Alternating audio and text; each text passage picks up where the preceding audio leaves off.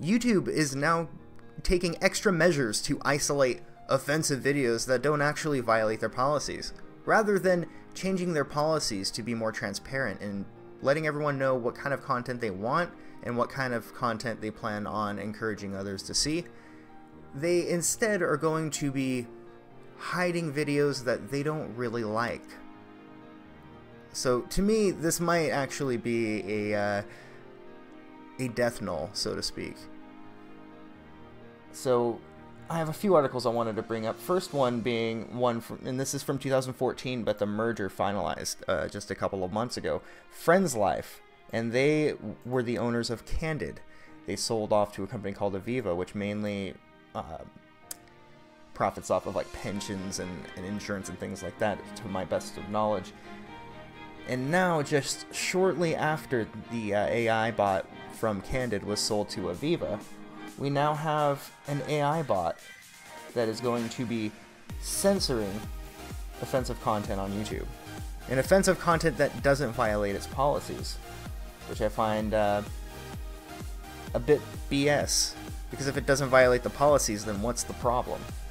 The problem is it's a thought crime. YouTube will hide but not remove some supremacist videos.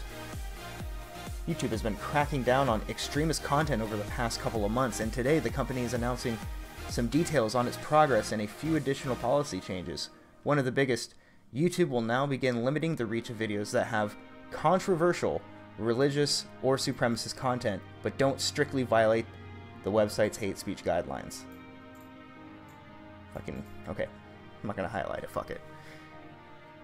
Videos that get flagged by users but on review aren't deemed to be in violation of the site's rules may now be subject to several new restrictions. This includes being placed behind an interstitial, never seen that word before, showing some kind of warning, being unable to run ads, and loss of community features such as comments, likes, and suggested videos. So these videos that they find offensive are going to have their likes, comments removed, and will not be suggested to people, and will not have ads run on them. So you have to ask yourself, what type of videos do you think they're going to go after? People who talk about some radical terrorism? That's probably one of them.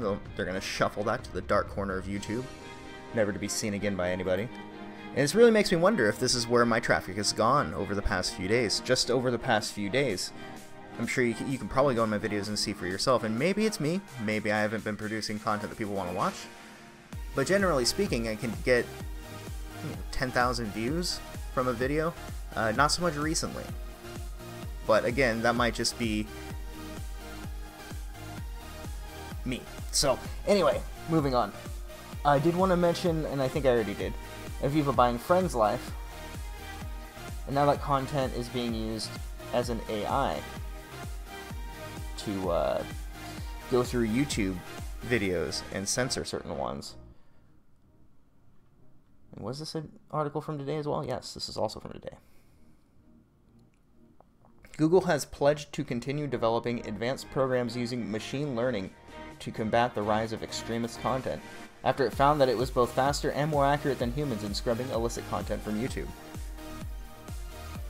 And you know, when they're talking about the rise of extremist content, they're talking about the rise of people talking about all of the BS online.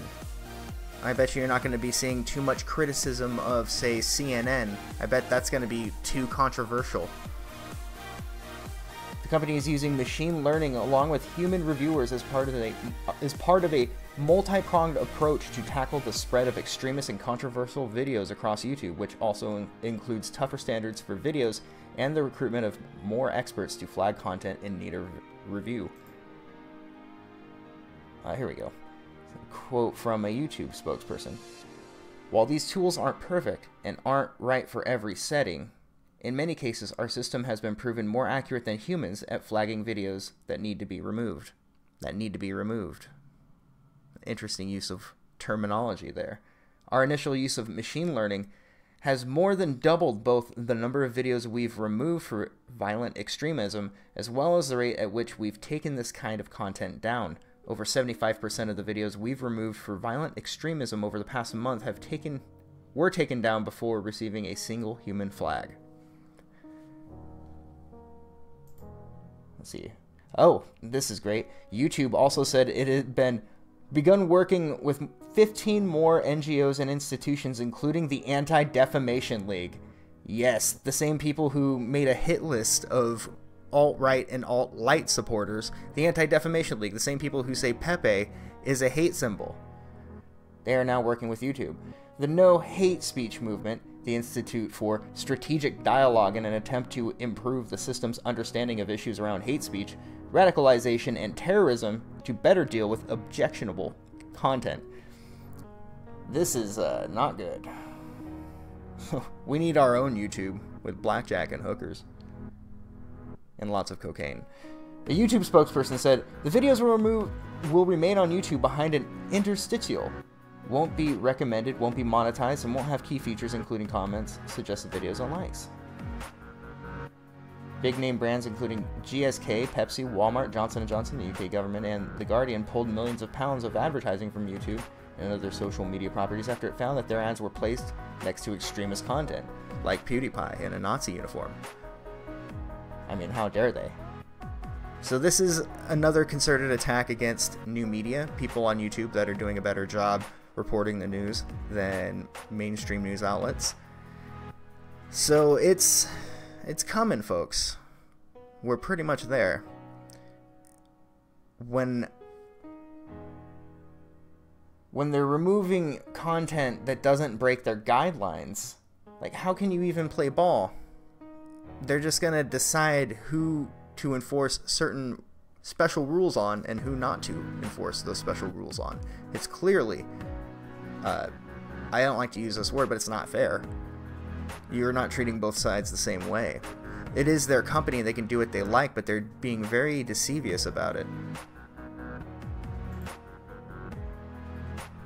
A new limited state. This is bad though. So I'll leave a link to all these articles in the description below. I'll try to archive them all. And let me know what you guys think. I do believe the YouTube journalism days are over. Not to say that I was doing journalism, but all the people who do really in-depth journalism on YouTube. Is it any mistake that the Awan brothers, that story just broke, what, last week as a result of the investigation that George Webb did? George Webb, just some dude, some guy who thinks that he's gang stalked by the government, was able to pull this off. And in my opinion, this is a huge story, and I think a lot of people would agree. Just a week later, suddenly we need to take care of those people who are talking about offensive things. And I am willing to bet that one of those offensive things is tracking down,